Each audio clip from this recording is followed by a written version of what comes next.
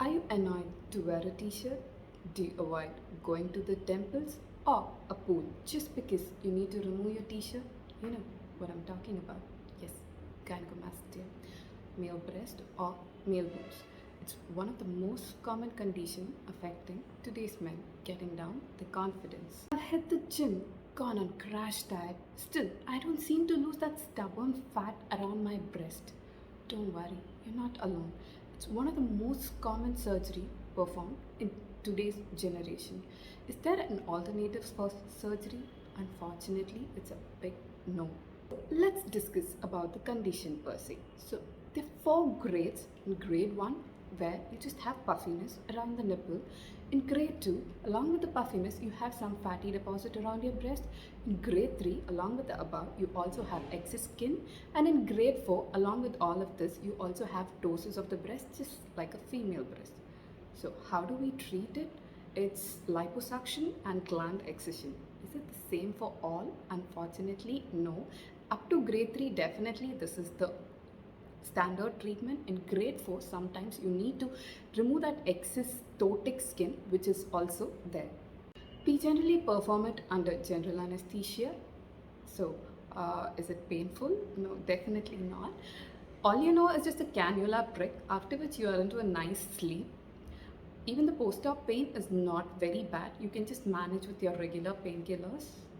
Now let's discuss about the surgery. So how do we do the liposuction? What do we actually do is we just put a small nick around 2 mm around your armpit. So from where we actually suck out all the fat and the excess glandular tissue which is around your areola, which we'll be taking it with incision around your areola, from which the excess gland is removed. Don't worry, even if the gland is removed, you're not going to have any problems. Don't fret, none of the scars are going to be seen. Even the incision which we put under the areola, you look at your breast per se, the areola and the surrounding skin looks already like a scar, so we take advantage of it, leaving you with a scarless surgery. So is there any complication for the surgery? Definitely. As usual, we do have few complications. First, the bruising. I'm sure after every surgery there's bruising. Don't worry, this will go away by 2 to 3 weeks. Next, in few patients we generally note a few bleeding. Don't worry, this is also very easily controllable.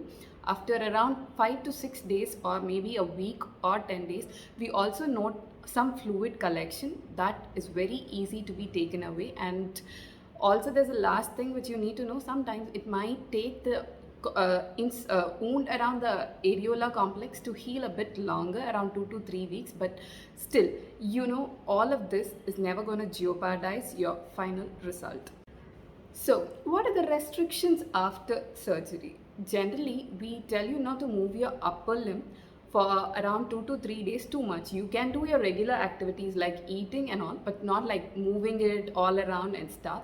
And you need to avoid car driving and bike driving for at least 10 days. And you can start off with your cardio by around 15 to 20 days. And you can hit the gym with resistance training by around 40 days. And after 40, you're just the normal you. So can you travel in this time? Definitely yes, provided you're a very light carrier and you just don't roam around a lot. The one thing post-surgery which I need to do. So you need to wear a pressure garment for around a month, which will actually help the skin to redrape on your breast properly, giving you the proper contour which you always dreamt of. Let's speak about the recurrence. It's one of the most rewarding surgery, be it for the patient or the surgeon, because even though you put on weight in the rest of your body, you generally will not be putting on weight around your breast. So it's kind of one-time surgery.